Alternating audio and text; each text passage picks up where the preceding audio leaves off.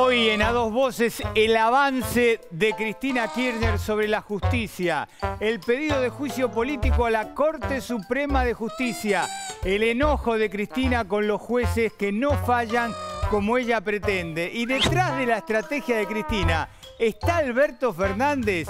Él es el que se oculta detrás de Cristina y después aparece con todas estas medidas que generan polémica como el pedido de juicio político.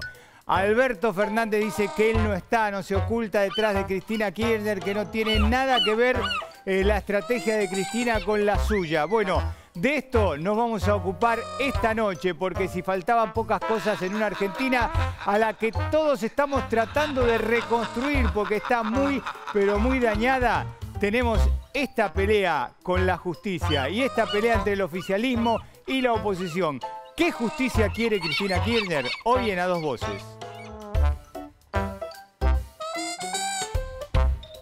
Hola, ¿qué tal? Buenas noches. Bueno, primer programa de enero, ¿no? Verano, Marcelo de vacaciones, disfrutando de sus merecidas vacaciones.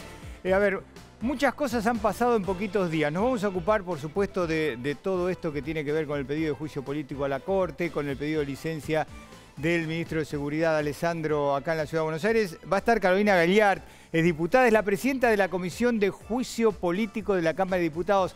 Ella recibió hoy con el titular, con Martínez, el titular del Frente de Todos, el pedido de juicio político que se lo entregó el presidente Alberto Fernández. Está Waldo Wolf, él es secretario de Asuntos Públicos del Gobierno de la Ciudad. Fue diputado hasta hace poquito, también diputado nacional. Con él vamos a hablar, ¿no? Porque el oficialismo culpa a la oposición, dice que junto con la Corte quieren perjudicar al gobierno, quieren perjudicar a Cristina. Y desde el gobierno de la ciudad, bueno, está el trasfondo de todo esto, que es la coparticipación, ¿no? Con este fallo de la Corte Suprema que le dijo a la Nación, tiene que devolverle la plata que le sacó a la ciudad. Coparticipación. Bueno, el gobierno que esto, primero dijo Alberto que no iba a cumplir, después siguen bonos. Esto genera un enorme problema político porque el gobierno estaba resistiendo esta medida y le dicen de todo a la ciudad de Buenos Aires. Por eso vamos a hablar con Wolf después de todas esas acusaciones sobre los porteños. Pero hay un tema que nos preocupa, genera la atención y es el juicio a los rugbyers, ¿no? Los responsables de haber asesinado a Fernando Báez Sosa, recordemos esa noche trágica en Villa Gesell. Bueno, ya está el juicio. Hemos visto, la verdad que nos golpeó a todos estos primeros días porque vimos al papá y la mamá de Fernando, lo duro que es para ellos, primero haber perdido un hijo como lo perdieron, ¿no? Un hijo golpeado, muerto a palos por una patota de rugby. Después que todo esto de vuelta salga a la luz. Por supuesto que ellos lo que quieren es justicia, que esto salga a la luz y que se conozcan detalles, que por más que ellos ya estaban al tanto, que todo esto se ventile públicamente en un juicio donde ellos buscan justicia, realmente es muy pero muy conmocionante. Y también, por supuesto, lo que todos nos vamos enterando es el rol que jugó cada uno de estos rugbyers, qué pasó, por qué no intervino la seguridad, por qué ellos siguen con el pacto de silencio, ¿no?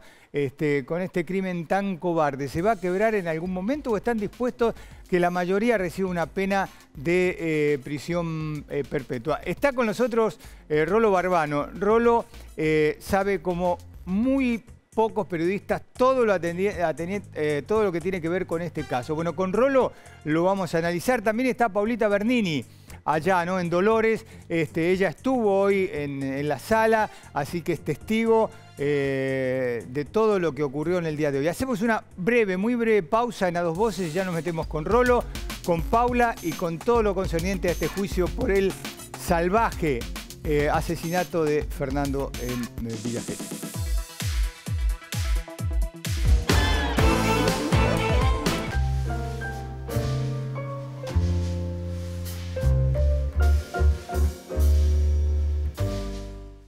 Me siento cómodo y realizado como persona porque puedo decir, sí, terminé el secundario. Es como un aval, de hecho, de tener títulos secundarios, como que te abre esas puertas que están muy buenas.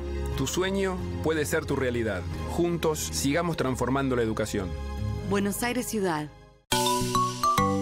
Naturaleza, actividades, diversión. Todo el año, Solanas es genial.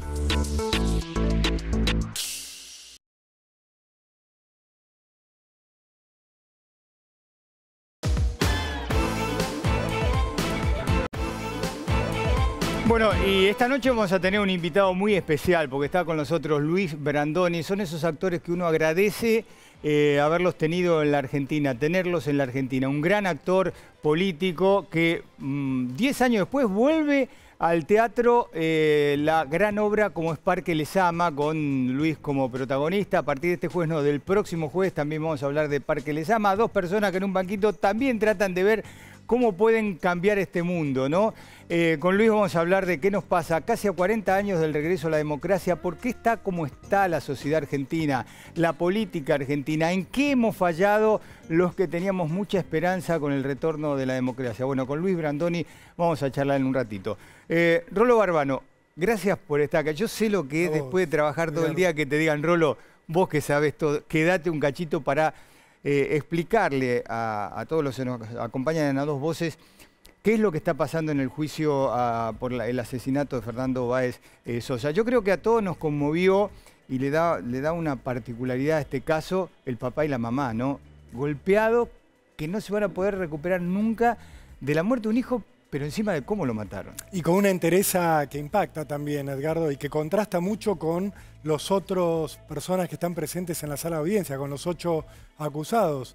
Silvino y Graciela decidieron presenciar cada una de las audiencias y así se sometieron a escuchar y a ver una y otra vez los últimos minutos de la vida de su hijo, que tuvo un final tremendo, horroroso, que fue víctima de una verdadera cacería humana. Eso es lo que estamos escuchando de boca de los testigos y lo que volvemos a constatar una y otra vez con los videos. Vos pensás, Edgardo, que cada vez que sientan a un testigo a declarar, se vuelve a pasar en la sala de audiencias tantos videos que muestran cómo lo persiguieron a Fernando, cómo lo golpearon, cómo le pegaron cuando estaba caído en el piso. Y estos padres están presenciando esto porque dicen, se lo prometimos a la memoria de nuestro hijo, estar acá para asegurarnos de que haya justicia. Ni siquiera hablan de venganza, es una idea que no está en su ánimo. Están pendientes de que haya justicia y están pendientes de que le den perpetua a los 8 acusados que hay por el crimen de Fernando. Rolo, algunos puntos para tratar de entender toda esta causa. Fernando y sus amigos y los rugby van a un boliche, cada uno por su lado, no se conocían, no tenían nada que ver un grupo con el otro. Nada que ver. Los rugbyers, que los llamamos así porque son amigos de jugar al rugby en Zárate, que solían irse juntos de vacaciones, de hacer escapadas, de alquilar quintas, van a Villa Gesell la noche del 17 al 18 de enero de 2020 y en paralelo está el grupo de Fernando Báez Sosa, que tenía 18 años, que iba a conocer el mar por primera vez, que planeaba encontrarse, y de hecho lo hizo aquella noche con su novia, con Julieta, en el boliche, y que se encontró con otro grupo de amigos. Él tenía sus amigos del colegio y otro grupo de amigos que estaban en un hostel. Se encontraron todos esa noche en el boliche. No tenían nada que ver unos y otros. Hoy declararon los guardias de seguridad y contaron que dentro del boliche Lebric de Villa Gesell en un momento empezó a ver lo que llamamos habitualmente pogo. Había un recital de un artista de Neopistón, empezaron a saltar, empezó a haber empujones y en esos empujones quedó atrapado Fernando Báez Sosa con sus amigos. Porque esa era la pregunta siguiente que te quería hacer. ¿Qué es lo que motiva la hazaña de este grupo de salvajes con Fernando? ¿Qué hecho fue el que los acercó a los dos? ¿El destino? ¿Qué es lo que pasó? No quiero que suene a justificación, porque a veces cuando uno habla de cómo empezó todo, alguien puede pensar, bueno, están justificando lo que pasó después. Lo que describieron los guardias de seguridad es que en ese saltar en medio de la gente, en ese pogo, el grupo de los rugbyers estaba como una actitud belicosa, buscando a alguien con quien enfrentarse, y en un momento chocaron contra el grupo de Fernando. Los amigos de Fernando cortaron en la audiencia de ayer que ellos les dijeron a estos rugbyers, che, cálmense, porque nos van a echar a todos y se nos va a arruinar la noche a todos. Y los rugbyers estaban muy exaltados, según contaron hoy los patovicas. ¿Se sabe si por el alcohol o todavía esas cosas no se saben? ¿Por qué están tan exaltados? Hoy el abogado defensor les preguntó a los patovicas si había notado que alguien estaba alcoholizado.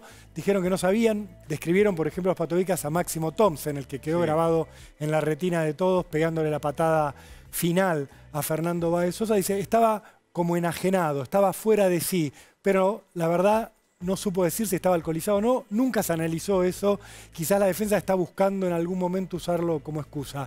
Lo cierto es que empezaron a chocar los dos grupos de amigos, le pegaron a uno de los amigos de Fernando, Fernando intercedió por él, le pegaron a Fernando dentro del boliche y ahí actuó la seguridad del EBRIC tratando de separar a los dos grupos. Hoy uno de los guardias contó, en el momento en el cual estábamos separándolos, Fernando le tira una trompada al que yo tenía agarrado, dijo que era Máximo Thompson. Y ahí es como que lo que se ha podido reconstruir es que los rugbyers empiezan a focalizar toda su violencia y toda su bronca sobre la figura de Fernando, al que empezaron a llamar despectivamente negro de mierda, a insultarlo, eran insultos claramente racistas. Los guardias, ¿qué hicieron? Sacaron por una puerta a Fernando y a sus amigos, sacaron por la otra a los rugbyers, los dejaron en la calle, en la avenida 3 de Villa Gesell, y según dijeron los guardias, ahí estaba la policía bonaerense. Hoy uno de esos guardias que declaró que... ¿Y estaba la policía? La policía en un primer momento estaba. Alejandro Muñoz, que es ese hombre que ustedes veían en la pantalla detrás nuestro, un hombre que le dicen chiqui porque mide 2 metros y pesa más de 90 kilos, contaba, yo no podía contenerlo a Máximo Thompson, de la fuerza que hacía, y es un hombre que está entrenado en la noche. Los saqué, los dejé en manos de la policía, por otro lado se fueron Fernando y sus amigos. ¿Qué ocurrió después, Edgardo? También lo contaban hoy en la audiencia los policías que empezaron a declarar en el juicio. Hubo incidentes a la vuelta del EBRIC. Otro grupo de jóvenes que no tenían nada que ver con ellos empezaron a tirarle piedras a un lugar donde había autos estacionados. Fue la infantería de la bonaerense para ese lugar y quedó de una manera, como diríamos en términos delictivos, la zona liberada. Y ahí los rugbyers terminan de poner en marcha su plan criminal. Se van encima de Fernando, lo rodean, hacen un cerco humano y empiezan a pegarle. Este hombre, Chiqui Muñoz, decía, yo en 20 años que tengo de experiencia en la noche, nunca vi una cosa igual. Tomaban turnos para pegarle, y no solo para pegarle, para patearlo una vez tirado en el piso. Porque, espera, Fernando estaba con amigos, pero ahí lo habían cercado, estaba solo Fernando. Los amigos de Fernando estaban desperdigados por la calle, porque imagínate, Edgardo, te sacan del boliche en plena madrugada, 4:30, 4:40. Fernando fue, se compró un helado de agua, un helado de uva, se sentó en una vereda a tomar helado, había unos amigos por un costado, otros en otro lado, y de golpe los rugbyers atacan. Van en bloque, algunos van directo sobre Fernando, de hecho uno de ellos estaba filmado pegándole una primera trompada en la nuca, que lo tira al piso de movida. ¿Se sabe quién es ese? Bueno, eso está tratando de determinar la Fiscalía. Según la primera imputación que hay, sería Ciro Pertossi, de acuerdo a una filmación. Los testigos que declararon ayer, los amigos de Fernando, dijeron que la primera trompada la habría pegado Enzo Comelli. De todas maneras, lo que está claro acá es que hubo una gran cantidad de personas pegándole a Fernando. Los fiscales tienen identificados a por lo menos 5. A partir de las últimas audiencias ya pueden extender esa lista a 6 de los 8 imputados pegándole directamente a Fernando, y los otros conteniendo a los amigos de Fernando y a otras personas que estaban en la zona para que no intervinieran, para que no defendieran a Fernando de esta golpe. Rolo, de esos 5 o 6, ¿quiénes eran, digamos, no cabecilla, los más belicosos, los más sacados, los más violentos?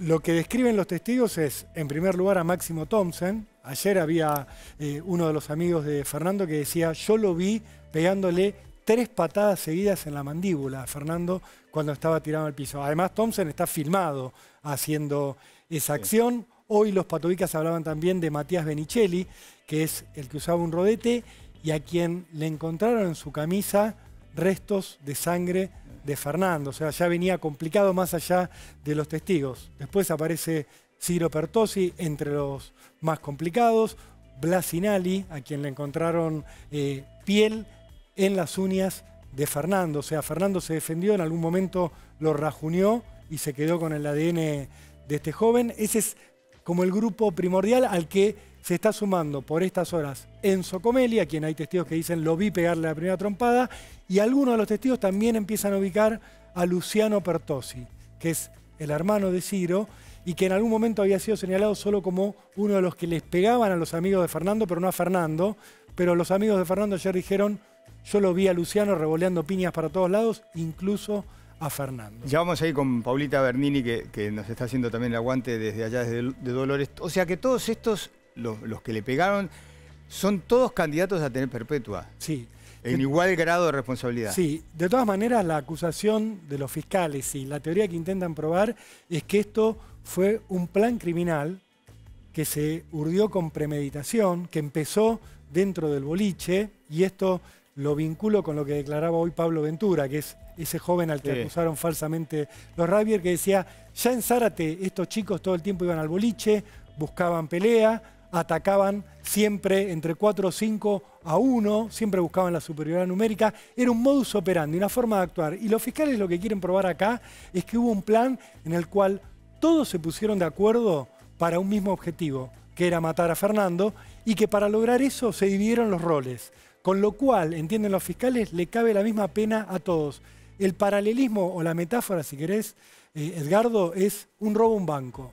Sí. Hay uno que maneja el auto y se queda en la puerta del banco con el coche encendido. Hay otro que hace de campana, hay otro que entra con un arma y amenaza al cajero, hay otro que agarra la plata y hay otro que controla a los clientes. ¿Qué considera en ese caso la justicia? Que todos son coautores del robo. No importa si vos te quedaste en la puerta haciendo campana o fuiste el que le puso la pistola en la cabeza al cajero.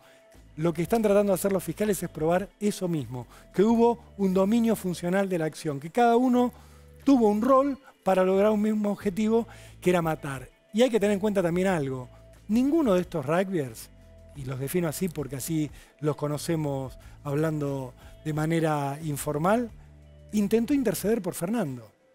Vos podés decir, bueno, yo no le pegué a Fernando, pero estando en ese lugar, eras una amenaza para los amigos, eras una amenaza para otros, y no tuviste la mínima moral para interceder y decir, che, hasta acá, pará, yo no quiero que ocurra esto, no quiero que Fernando termine muerto, para frenar a sus amigos. Bueno, ninguno de los 8 que están en el banquillo intentó siquiera eso. Rolo, vamos a saludar a Paulita, que está allá, Paula Bernini, que está en Dolores. Tenés el micrófono abierto para preguntarle lo que necesites. Paula, ¿cómo estás? Gracias por el aguante y por estar hasta esta hora, después de un día muy cargado para nosotros, para Dos Voces. ¿Cómo estás? Buenas noches. No, por favor, estaba escuchando atentamente a Rolo. Las audiencias empiezan a las 9 de la mañana en punto, así que todo el periodismo, 9 de la mañana, está acá en el Poder Judicial de Dolores. Se demora a veces el tribunal en llegar, 9:30, 10, pero una vez que comienza la audiencia no termina hasta que todos los testigos que están planificados para ese día, para esa fecha, pasan por el tribunal. Hoy hubo 4 personas que no pudieron asistir, 4 testigos eran empleados de Lebric que presentaron algunos certificados de enfermedad, otro que no pudo venir por un problema personal, entonces se hizo un poquitito más corta, pero si no, por lo general está terminando entre las 6 y las 7 de la tarde, así que la jornada es muy, muy larga. Paula, contame qué es lo que sentiste, qué es lo que viste hoy puertas adentro en esa sala pequeña donde está el juicio por el asesinato de Fernando. Hoy, y te voy a decir, los 2 días anteriores también. Este es el tercer día del juicio, lunes, martes y miércoles. ¿Cómo está distribuida la sala? Está el tribunal, después vienen 2 escritorios, están enfrentados donde está la fiscalía y la querella, y del otro lado la defensa, y después vienen 2 filas como de bancos de iglesia, en la cual la primera tiene todo lo que es en la derecha, todo lo que es una asesoría legal que está para la querella y para también asesorar a la fiscalía. Después viene otra tanda de periodismo, después todo el periodismo en el fondo, y en el otro ala, en la otra fila de bancos, están sentados de a 4 los acusados. Después viene una fila que están los peritos, los penitenciarios. ¿Por qué? Porque cada uno de los acusados tiene un penitenciario a cargo que tiene que escoltarlo a todos lados. Así que ahí están los acusados, hay una fila de penitenciarios, vienen los padres y después el periodismo. Una sala muy, muy chiquita, una sala en la cual estamos todos muy cerca y podemos ver y escuchar todo, absolutamente Paula, todo. ¿Qué pude ver hoy? Sí, ¿qué ves vos si bien se le ve poco de las caras, en los gestos, en las actitudes, en la mirada de los rugbyers? Hoy pudimos ver por primera vez gestos. Lunes y martes se mantuvieron completamente impolutos, mirando para el frente, rígidos, no hacían ningún tipo de movimiento ni de comentarios. Pero hoy uno de los testigos fue Pablo Ventura, ese chico a los que ellos nombraron, así lo dice la policía que hizo el allanamiento, lo nombraron de la nada, acusándolo de haber estado esa noche con ellos, decían que era el número 11, y Pablo Ventura fue detenido durante 4 días privado de su libertad. Bueno, hoy Pablo Ventura, que está completamente sobreseído, fuera de la causa, que se comprobó que no estaba en Villa Gesell, sino que estaba en Zárate, hoy, cuando entró Pablo Ventura, por primera vez vimos movimientos, gestos, pequeñas sonrisas. Digo pequeñas sonrisas, no puedo decir grandes sonrisas ni nada, porque veíamos las arrugas. ¿Por qué? Porque los 8 acusados todo el tiempo tienen puesto el barbijo. Así que solamente logramos ver sus ojos. En la sala oral en lo criminal número 1, nos aconsejan a todos tener barbijo, pero no es obligación. Cada uno puede tenerlo o no. Bueno, ellos optaron por tener el barbijo y no se lo sacan en ningún momento. Paula. Por primera vez hoy Thompson se lo bajó a la pera y estuvo toda la audiencia con la cara descubierta. Hacía muchísimo calor. Pero por primera vez hoy, cuando Ventura prestaba declaración, se los veía que hablaban entre ellos. Y 2 veces Lucas Pertossi, por supuesto que los acusados pueden todo el tiempo hablar con sus abogados defensores, pero hasta ahora no lo habían hecho. 2 veces Lucas Pertossi llamó a la abogada defensora, que es su prima, es Emilia Pertossi, hermana de Ciro y de Luciano. 2 veces la llamó y 2 veces le dijo algo. Rolo, ¿te dice algo a vos esto? Sí, porque Pablo Ventura era como el joven al cual le hacían bullying estos rugbyers. Y cuando tuvo que declarar Pablo Ventura, le mostraron los chats que él mantuvo después de lo que ocurrió, después de su detención, y él dijo, para mí el que me acusó fue Pertossi, y el que me tenía bronca era justamente Lucas Pertossi. Ahí hay un punto, porque todavía al día de hoy no se sabe cuál de los rugbyers, o si fueron todos, o si fueron algunos, señaló a Pablo Ventura para que fueran a detenerlo de la forma en que lo hicieron. No se sabe en gran medida porque la policía bonaerense hizo algo ilegal en ese momento. Cuando llegan, después del crimen de Fernando, a la casa donde estaban durmiendo los rugbyers, los hacen tirarse a todos al piso, empiezan a revisar el lugar, encuentran un par de zapatillas con sangre y les preguntan, algo que no pueden hacer la policía bonaerense ni ninguna policía del país puede interrogar a un detenido, le dice, ¿de quién son estas zapatillas? Y ahí les dicen, de Pablo Ventura, que se acaba de escapar en un Peugeot, se volvió a Zárate. La policía bonaerense, como sabe que no puede interrogar a los detenidos, no lo puede plasmar en el expediente, entre paréntesis, las zapatillas eran de Máximo Thompson y tienen sangre de Fernando, lo que hacen es labrar un acta donde le dicen a la justicia, por tareas investigativas que hemos realizado, determinamos que hay un prófugo, que es Pablo Ventura. Y la Fiscalía ordena rápidamente que vayan a Zárate a buscarlo, lo despiertan a este adolescente, lo suben a un patrullero, lo esposan, le sacan el teléfono celular y se lo llevan de regreso para Villa Gesell.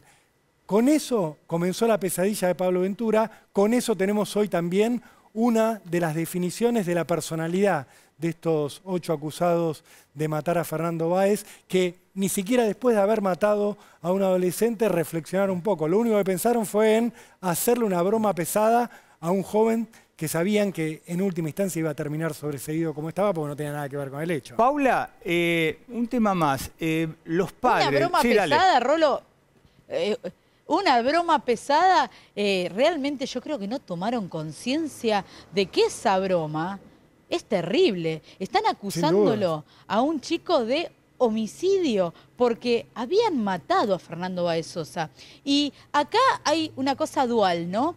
La ropa, las zapatillas no fueron lavadas ni quemadas, fueron directamente descartadas. Ahí cuando llegó la policía les fue fácil encontrarla en el allanamiento. ¿De quién es esta remera? ¿De quién es esta camisa? ¿De quién es este pantalón? Pero ahí a ninguno se le ocurrió nombrar a Pablo Ventura. Lo mencionaron cuando encontraron la zapatilla que finalmente, por la pericia escopométrica, la vimos impregnada, sellada en la cara de Fernando Báez Sosa. Entonces, estaban de alguna manera dándole crédito a ese asesinato a Pablo Ventura. Era realmente grave lo que estaba pasando. Y acá quiero decir algo que dijo el padre. Y en ese momento te puedo asegurar que fue tensa la situación en la sala. Cuando le dijo, ¿usted qué opinión tiene de los 8 acusados? Yo quiero dar la opinión de los 10 que estaban en la Casa Quinta, dice, cuando entró la policía a allanar y mencionaron a mi hijo. Porque yo no voy a decir si son culpables o inocentes, para eso está la justicia. Yo lo que les voy a decir, que los 10 son unos cobardes. Que incluso Guarino y Milanesi, así lo mencionó el padre de Ventura, incluso Guarino y Milanesi están dentro de los cobardes porque ninguno fue capaz de decir, no, Pablo Ventura no estuvo. En ese momento te puedo asegurar que el silencio de la Sala fue rotundo. Paula, gracias por haberte quedado hasta esta hora, en serio, sabés lo que te apreciamos, así No, que anda a descansar, que mañana te tenés que levantar temprano. Muchas gracias, Paula. Gracias a ustedes. Rolo, gracias. Bueno, el pacto de silencio sigue por ahora. Por el momento sigue. Hoy le preguntaron a Hugo Tomei, al defensor, si va a hacer declarar a algunos acusados. Dijo, todavía no lo sé. Es una carta de defensa, la pueden jugar en cualquier momento. Pueden incluso declarar y negarse a responder preguntas de las otras partes. Verá el abogado si le conviene o no. Él siempre dijo, ya están condenados, no vale la pena que hablen. Pero en un juicio oral puede pasar cualquier cosa porque también juegan las emociones, incluso las de los acusados. Te agradezco también que te hayas quedado. Gracias, Rolo. Bueno, vamos a hablar con Luis Brandoni, que ya se viene con Parque Lezama la próxima semana. ¿Qué tal, Luis? Gracias por estar esta noche. Gracias por la invitación. Luis, ¿qué sentís cuando ves estas cosas en la Argentina? A mí me demuele anímicamente. Es una cosa horrible. Me pasó cuando ocurrió este hecho y ahora me preocupa, me llena de angustia, porque además yo no viví ese tipo de situación. Yo fui a, no se llamaban boliches, se llamaban boates, fui a muchos lugares de eso, fui a milongas. Yo no vi esa violencia, esa agresividad. Yo creo que hay algo distinto a lo que pasaba hace muchos años. Y es que el alcohol, es mucho lo que se toma de alcohol, y la gente ha aceptado como natural una cosa que se llama la previa, que es alcoholizarse antes de ir al lugar en que en realidad querían ir. Y eso no me parece sano, no me parece bueno y no me parece razonable, incluyendo lo que sabemos todos, que los padres también están al tanto de esta ingesta de alcohol antes de asistir a estos lugares, donde no es la primera vez que hay violencia, son otros también los casos que hemos visto. De modo que esto me preocupa mucho porque seguramente será que yo no lo viví y no lo hubiese querido vivir nunca, y yo, en fin, no. Yo estuve en el Doc Sur, soy del Doc Sur, he ido a Sportivo Doc Sur a ver a los bailes, me he colado porque era menor de edad. Bueno, yo soy de Quilmes, así que yo soy de Quilmes, claro, así que también he vivido eso. Y eso, la verdad que no existía. Y hoy es muy normal la ingesta de alcohol en la juventud. Ahora, Luis, vivimos una Argentina mucho más violenta, más allá de la ingesta de alcohol entre los jóvenes, porque vos lo ves, la intolerancia que hay en la calle, la cantidad de peleas, de asesinatos. Sí, yo no podría decir que hay más que en otras épocas. Nosotros hemos vivido épocas de una violencia mucho más grave. No, que seguro, esta, seguro. ¿no? No, digo si los grave. argentinos somos más intolerantes. No, lo que pasa es que hay me da la sensación de que hay un estado de ánimo generalizado donde el buen trato, la paciencia, la condescendencia con un mayor o lo que fuera no existe. Digo, no sé qué pasará en las casas, pero a mí me enseñaron, yo viajé mucho en colectivo, me enseñaron que cuando entraba una señora mayor uno se tenía que levantar. Digo, esto me parece que ha dejado de usarse, este tipo de gentilezas mínimas. Y además la violencia de la calle también, con las bocinas, con los choques, con el poco compromiso con algún otro, me parece que habla de un malestar general que tenemos que superar, porque vienen tiempos complicados, estamos viviendo tiempos muy complicados, en situaciones complicadas, la situación social es muy complicada, la situación educativa es sumamente grave, y entonces tendríamos, yo apelo a la esperanza, a que nos convenzamos, seamos capaces de convencernos de que nosotros podemos vivir mejor. No podemos vivir mejor. Ahora, Luis, las cosas no están como para eso, pero yo creo que vamos a lograrlo. Yo creo que lo vamos a lograr. Ahora, Luis, el ejemplo viene de arriba. La intolerancia política después genera intolerancia en la sociedad, porque vos fijate, intolerancia o grieta, como quieras llamarle, que en vez de cerrarse, cada vez se abre más. Yo no lo sé, lo que es cierto que hay una grieta en la sociedad que es severa y me parece que tenemos que estar muy atentos a eso, porque la diferencia es muy sencilla de la grieta, si hubiera que definirla, es entender que alguien que convive con uno, un compañero de la escuela o de la oficina o de lo que fuere, se convierte en un enemigo porque piensa distinto. Es lo que pasa en la Argentina. Claro, eso es la grieta. Y eso se vino gestando con un entusiasmo digno de mejor causa. Porque antes, no hace tanto tampoco, yo fui dirigente gremial, traté con muchos amigos que pensaban de una manera distinta y eran compañeros, a veces compañeros de trabajo, compañeros de dirigencia de la Asociación de Actores, que pensaban distinto, no eran enemigos, no estaba en primer plano cuál es la pertenencia partidaria de cada uno. Y esto yo creo que no nos hace bien y me parece que lo tenemos que superar, sobre todo porque tenemos por delante un año muy difícil y unas elecciones hacia fin de año que van a ser muy decisivas y muy importantes. Luis, vos tuviste una participación muy importante en el retorno a la democracia, en todos estos años de democracia. Da la impresión como que hoy la gente no encuentra referente, ¿no? De decir, bueno, vienen elecciones. Antes estaba mucho más claro los referentes, quiénes podían ser porque siempre hay polarización en este país, pero ahora es como que hay una gran desazón de la gente. Sí, porque no hay... Los proyectos no se conocen, cuando se conocen no son buenos, no son felices, no se habla antes, las cosas se hacen de un día para el otro, de un momento para el otro, de un día para el otro, y cambian de un día para el otro, y esto crea un gran desconcierto e incertidumbre en la gente. Esto es lo que me parece que también afecta a nuestro buen humor o a nuestras buenas maneras de convivir. Esto es lo que pasa. Entonces no es solamente que faltan líderes. Los líderes tampoco se pueden crear de un día para el otro. Se gestan, se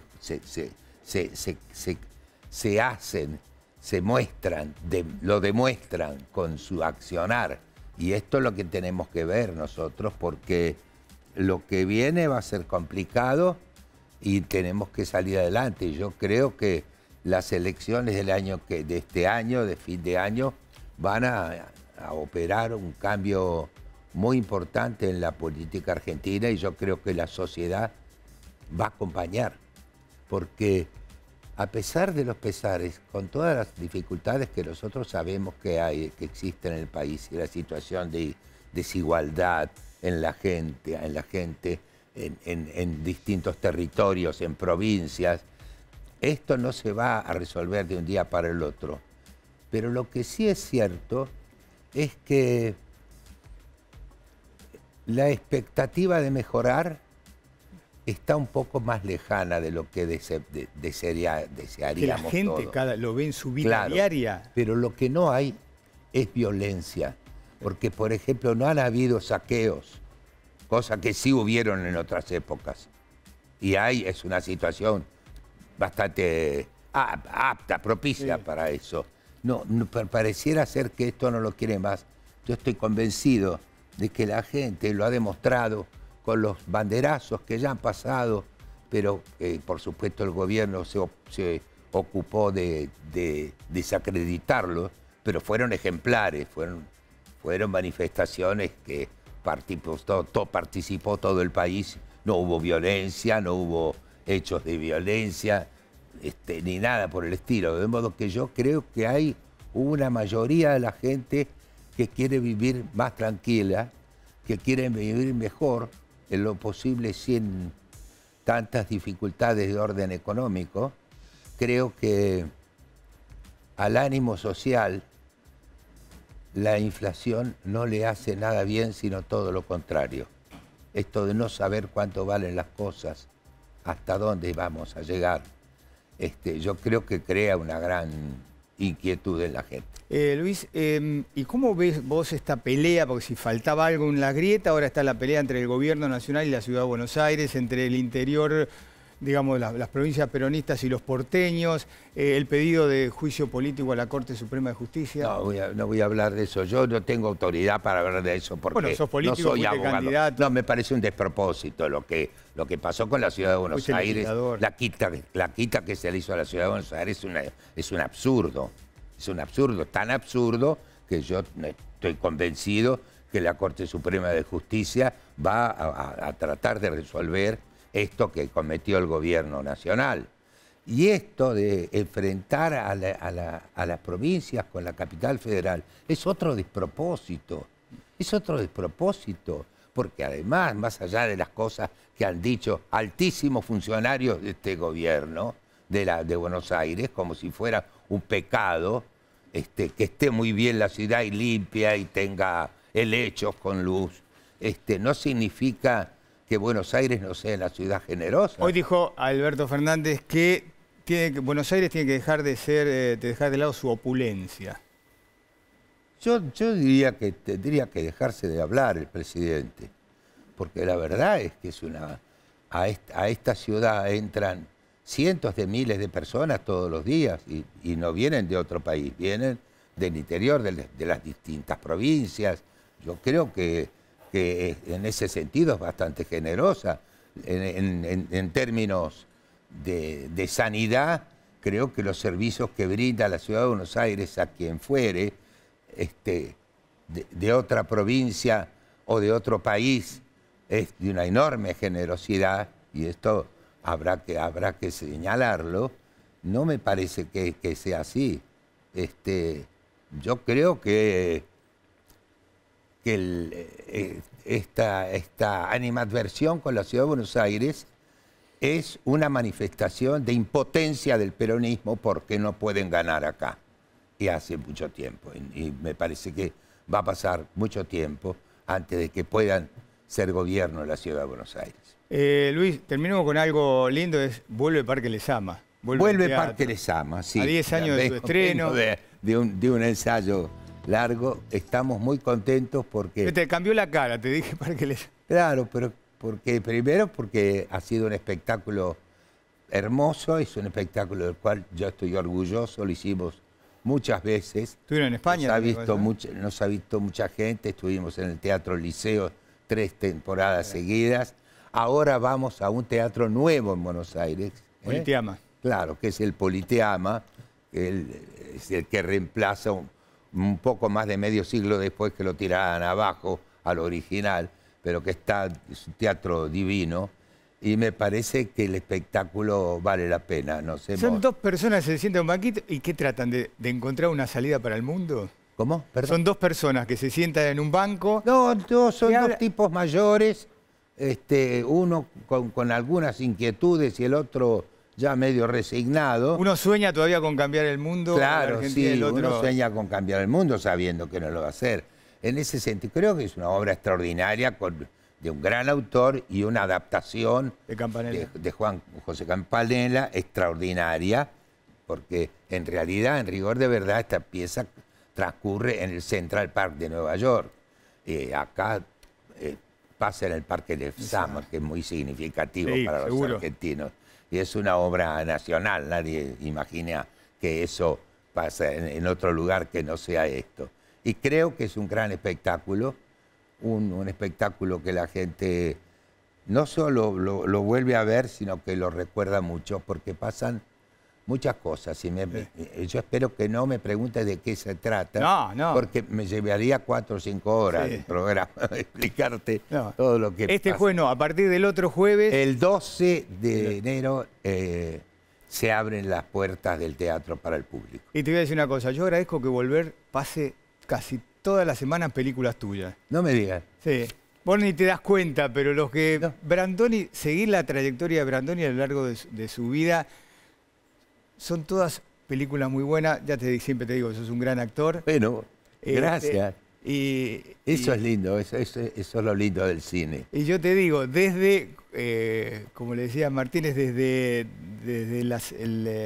el asalto al hotel alojamiento hace ya... ¿Te acordás de esa película? Desde ahí. Sí, La Gran Ruta se llama. Desde La Gran Ruta hasta el año de la Comadreja, que la dieron hace 2 o 3 días. Sí, que lo hizo Campanella. Campanella también. La verdad que la vida tuya está pasando en Volver con las películas. Bueno, en una de esas, si las cosas andan bien, y Campanella se hace un tiempo, un día vas a ver la película de Parque Lezama. No, sería Vas fantástico. a saber cuándo. Bueno. Pero eso sería nuestro deseo de Eduardo Blanco, que es quien me acompaña, que podamos hacer una versión cinematográfica, porque es una manera de perpetuarla. Te agradezco, Luis. Gracias a vos. Mucha suerte con la obra. Gracias. Gracias. Bueno, ya estamos con Carolina Gagliar, que es la presidenta de la Comisión de Juicio Político de la Cámara de Diputados. Hoy el presidente les entregó el pedido de juicio político a la Corte. ¿Quiénes firman el pedido de juicio político? Firma el presidente junto a los gobernadores de distintas provincias y nos lo entregó para que le demos trámite parlamentario desde el bloque del Frente de Todos. Carolina, ¿qué argumentos tiene ese pedido de juicio político? Porque viste que despertó una gran polémica, ¿no? Bueno, y unas críticas de la oposición. Lo que ocurre es que a partir del conocimiento de una serie de chats entre la persona de máxima confianza y funcionario del presidente de la Corte, Horacio Rosati, Silvio Robles, y el ministro de Justicia porteño, que ayer pidió licencia a raíz de este escándalo de intercambio donde el hombre de máxima confianza al presidente de la Corte le recomendaba una estrategia judicial para tener un fallo favorable de la coparticipación, y respecto al Consejo de la Magistratura también le recomendaba estrategias para que la oposición no vaya a la sesión donde se elegían los consejeros. Aquí lo que se está cuestionando en el juicio político centralmente, lo que está pidiendo nuestro presidente de la Nación y que vamos a presentar desde el bloque, se está cuestionando que el Poder Judicial se está arrogando facultades del Poder Legislativo. En el caso del Consejo de la Magistratura, que designar a los miembros del Consejo es una facultad del Congreso, y se está cuestionando que el Poder Judicial se arroga facultades del Ejecutivo cuando define o determina los recursos de la coparticipación, darle en el reclamo del gobierno porteño, otorgarle una suma que es afectando los recursos que deberían ir al resto de las provincias, que si bien van al Tesoro Nacional, se reparten entre todas las provincias, que es dinero para obra pública, que es dinero en salud, que es dinero en educación, que dejaría de ir a las provincias, obligando a nuestro presidente de la Nación a violar la ley de presupuesto, que es la que establece, es la ley más importante del Congreso, la ley de leyes, que lo que establece es en qué se puede gastar los recursos que se van a recaudar, en qué se podrán gastar. El presidente no puede moverse de eso, salvo alguna reasignación presupuestaria que se realice. La Corte, cuando falla en el fallo de la coparticipación, no solo está afectando a todas las provincias del país, en desmedro de todas las provincias, beneficiando a la ciudad más rica del país, que es la ciudad de Buenos Aires, sino que además lo que está haciendo es entrometiéndose en facultades del Poder Ejecutivo, que es la gestión de gobierno, ¿sí? Esto porque es importante para que la gente comprenda qué es lo grave y por qué este juicio político se lleva adelante. Pero, perdona, un solo, porque la oposición que dice, no, lo que quiere en realidad Cristina y Alberto son que la Corte falle como quieren ellos. No, mire, Edgardo, aquí lo grave es que los chats mostraron una connivencia entre el Poder Judicial y un sector de la oposición, en este caso el gobierno porteño, a través de su ministro de Justicia y Seguridad, Marcelo D'Alessandro, que acaba de renunciar, de pedir licencia justamente a raíz de este escándalo. Para nosotros pretendemos, y la democracia requiere de un Estado de Derecho que funcione, y la República requiere de que la división de poderes es el pilar fundamental de la República. Y hoy no se está registrando esta división de poderes entre el Ejecutivo y el Legislativo. O sea, hay un Poder Judicial que se arroga facultades del Congreso cuando dice: esta ley del Consejo de la Magistratura no sirve más, tienen que hacer otra. Y si no hacen otra, yo revivo y resucito la que estaba derogada. Vos imaginate lo que es, o sea, es el Poder Judicial diciendo: yo legislo, yo gobierno. Eso es lo grave y eso es lo que cuestiona el juicio político, que lo que pretende es, a partir de un instituto que está previsto en la Constitución, es llevar adelante un procedimiento donde se llega a determinar si hubo o no mal desempeño. ¿Qué significa esto? Si cometieron o no delito, no necesariamente. La Constitución Nacional establece varias causales de juicio político. En este caso estaríamos denunciando el mal desempeño de las autoridades del máximo tribunal. Carolina, hoy ustedes, el Frente de Todos, o desde el Frente de Todos, con picardía política, digamos así, dijeron: Carrió, que pidió el juicio político en su momento a miembros de esta Corte, a Lorenzetti, a Rosati, que Carrió ahora no nos dé la espalda, que apoye este pedido de juicio político. Bueno, de hecho hay un pedido de juicio político del año 2017 que fue representado y tiene estado parlamentario por la diputada Paula Oliveto, que es muy contundente contra Lorenzetti, que es uno de los miembros también del máximo tribunal, que hoy está siendo va a ser requerido también para el juicio político porque ha firmado algunos de los fallos que hemos mencionado que han sido arbitrarios. Entonces, me parece que no podemos hacernos los distraídos ante esta situación escandalosa, bochornosa y pornográfica, donde vemos que el Poder Judicial arregla fallos con un sector de la oposición. Nosotros necesitamos una justicia independiente. Esto no es en contra de la Corte, esto es en defensa de la Corte y de las instituciones. Necesitamos instituciones que funcionen, un Poder Judicial independiente, que tiene que ser imparcial, que tiene que ser serio y que quienes lo integren tienen que tener sobre todo probidad ética. Y lo que aquí está faltando y demuestran los chats es la probidad ética de esta Corte, que ha fallado en función de los intereses de la Ciudad de Buenos Aires, que los chats vinieron a corroborar o comprobar algo que ya sospechábamos cuando vimos el fallo como había sido resuelto. Carolina, una más. Los periodistas que están acostumbrados a transitar los pasillos del Congreso dicen: el Frente de Todos tiene los votos para que el proyecto salga en comisión, pero va a ser muy difícil que consiga los 2/3. ¿Es así? Digamos, ustedes, a pesar de que saben que si no tienen los 2/3, igual consideraban que era necesario plantear esto. Mire, aquí hay una situación escandalosa y nosotros no podemos mirar para otro lado. Y la sociedad que está mirando este programa, digo, lo padece todos los días cuando la justicia vas a reclamar la cuota alimentaria y tarda 3 meses en pronunciarse, o cuando se requiere que la justicia actúe. La justicia en nuestro país no está funcionando bien.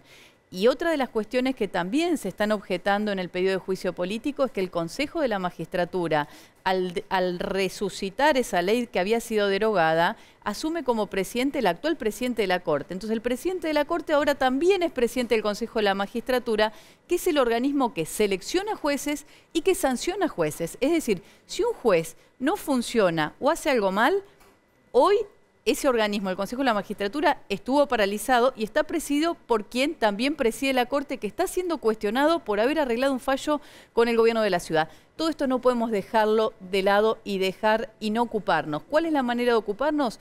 Utilizar un instituto que está previsto en la Constitución para justamente llevar adelante un procedimiento que demuestre si hubo o no mal desempeño. ¿Cómo? Con la comisión va a funcionar a partir de la convocatoria a sesiones extraordinarias, porque estamos en receso en el Congreso. Vamos a convocar a la comisión, se va a estudiar el tema y se va a hacer el primer dictamen de apertura a prueba. Y allí se va a producir toda la prueba de manera transparente. La comisión va a ser pública, es decir, la sociedad toda va a poder estar escuchando y conociendo toda la prueba que se va produciendo allí. Y allí vamos a poder recibir testigos. Muchos hablan del tema de los chats, si son válidos, no son válidos. En realidad, eso no es lo que está acá en cuestión. Acá está en cuestión la división de poderes que el Poder Judicial no ha respetado. El chat lo que sirve, y es la gota que rebalsa el vaso, es conocer y saber que hubo connivencia entre el Poder Judicial y una parte de la oposición. Entonces, lo que vamos a hacer es utilizar esa información para poder producir prueba que demuestra este mal desempeño y esta falta de independencia del Poder Judicial. Un Poder Judicial que está más preocupado por garantizar el poder a un grupo minúsculo de la sociedad y no administrar justicia para la sociedad toda. Eso es lo que también se está reclamando por una serie de fallos que también han sido bastante polémicos. Gracias, Carolina, por No, haber estado gracias esta a noche con vos, nosotros. muy amable. Bueno, Waldo Wolf, usted forma parte ahora del gobierno de Rodríguez Larreta, secretario de Asuntos Públicos, fue diputado nacional.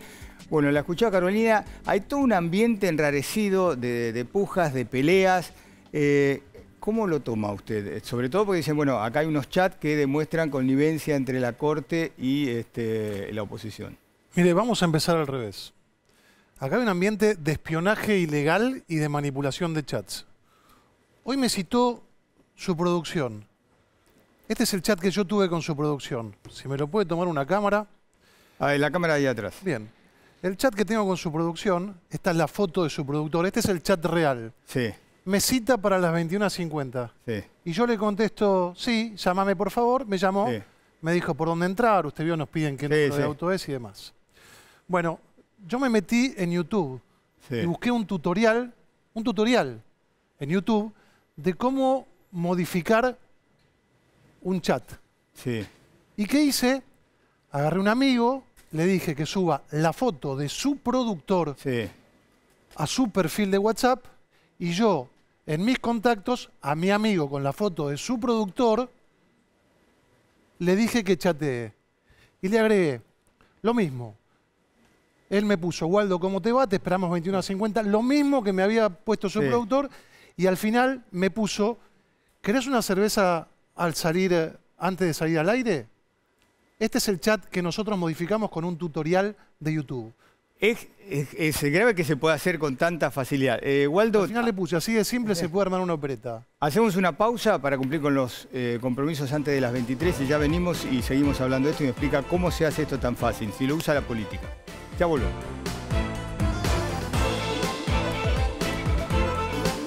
Bueno, ya estamos con Waldo Wolf. A ver, recién usted nos mostraba en un diálogo de WhatsApp con nuestro productor como con un tutorial de YouTube podía hackear una conversación y un celular. ¿Eso lo usa la política? Eso lo usan los chicos de 8 años para hacer bullying a un compañero en el colegio. Sí.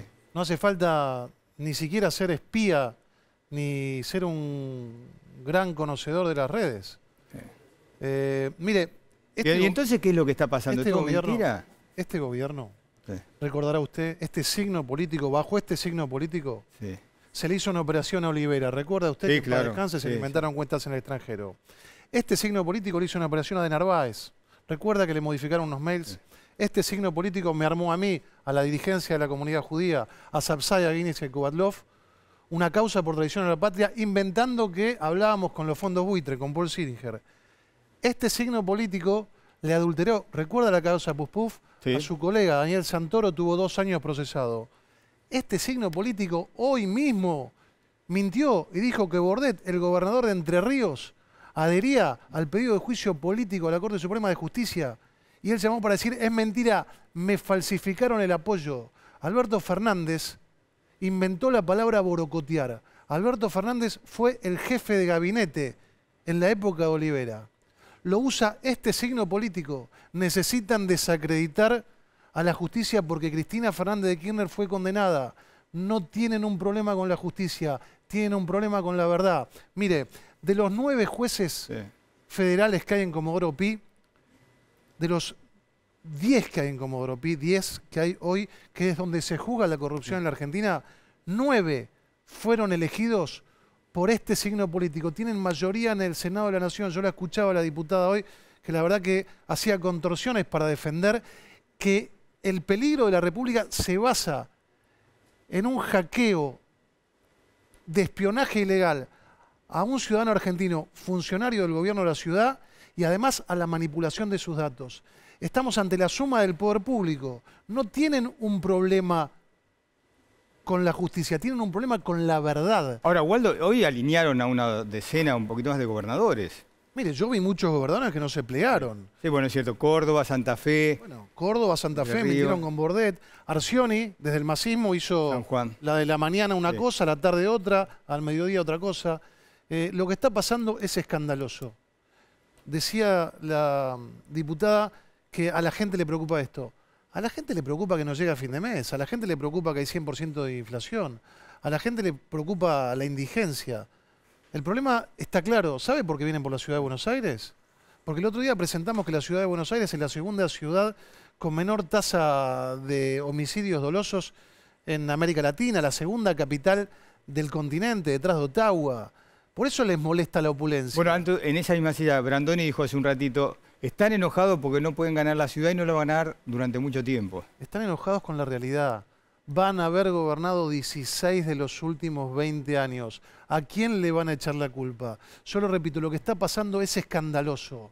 Un Estado de Derecho, una democracia que da por válido un espionaje ilegal y un hackeo que lo puede hacer un joven de 8 años buscando un tutorial de YouTube, utilizando todo el aparato paraestatal, deja de ser una democracia. Mire, para que haya democracia, tiene que haber elecciones. Con elecciones solamente no alcanza para que haya una democracia plena. La Argentina hoy, lamentablemente, tal cual dijo el jefe de gobierno hoy y tal cual dijo todo nuestro partido firmando una solicitada, firmando un comunicado, hoy ha dejado de ser una democracia plena. El presidente de la Nación, que siempre se llenaba la boca diciendo que era hijo de un juez y que venía a terminar con los sótanos de la democracia, hoy no está haciendo otra cosa que agrandar los sótanos de la democracia. Utiliza espionaje ilegal, tiene funcionarios de la inteligencia militar en la AFI, hackea teléfonos, utiliza el aparato estatal para perseguir opositores y miente como mintieron con Olivera, con De Narváez, con los dirigentes de la comunidad, con los periodistas y con Bordet falsificándole una comunicación de la Presidencia de la Nación. Waldo, gracias por haber estado esta noche con nosotros. Bueno, nos vamos, ya está Bella y Bestia, no veo por aquí. Ahí está Nico. Y Paula. Paula García.